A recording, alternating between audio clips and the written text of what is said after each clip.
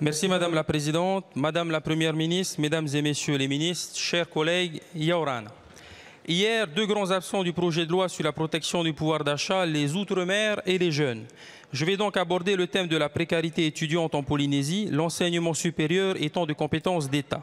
En Polynésie, seuls 30 à 35% des néo-bacheliers accèdent aux études supérieures.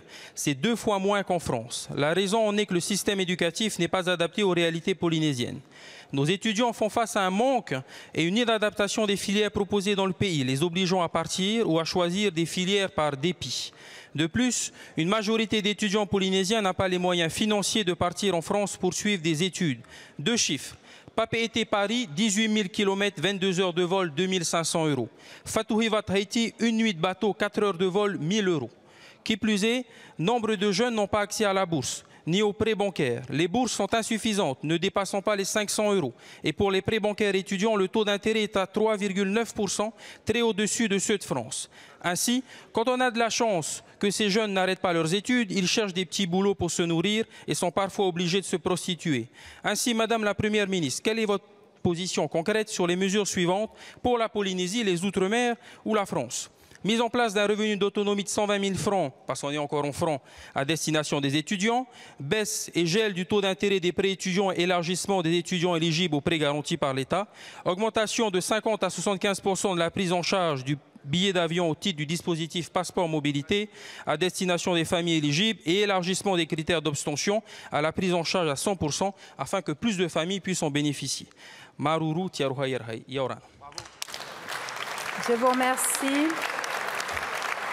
La parole est à Madame Sylvie Retailleau, ministre de l'Enseignement supérieur et de la Recherche.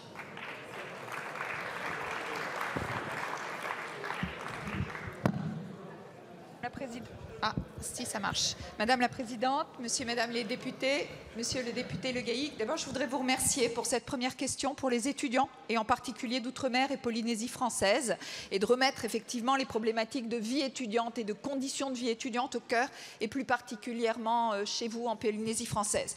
Alors je vous ai évoqué plusieurs points.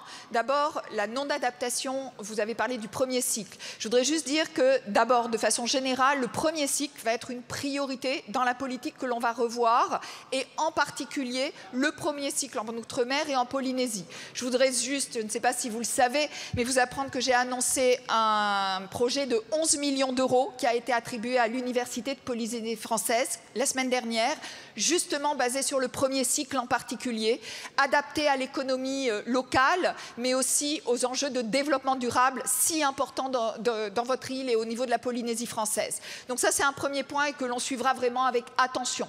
Le deuxième point, c'est l'aide de la vie étudiante.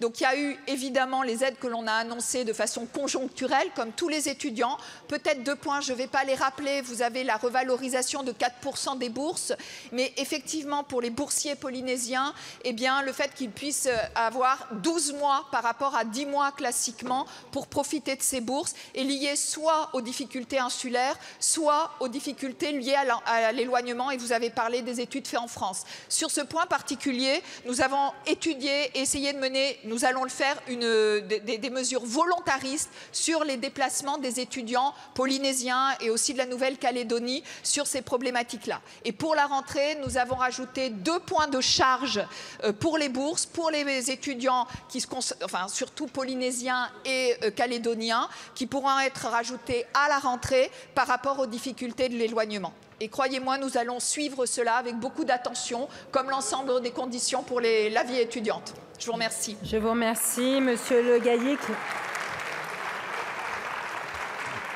Merci Madame la Ministre pour ces réponses et j'espère que vous allez mettre un point d'honneur parce que les chiffres, c'est 50% des jeunes en moins de 35 ans, c'est aussi 50% qui vivent sous le seuil de pauvreté et c'est 50% qui vivent avec moins de 300 €. Voilà, Maruru. Je vous remercie.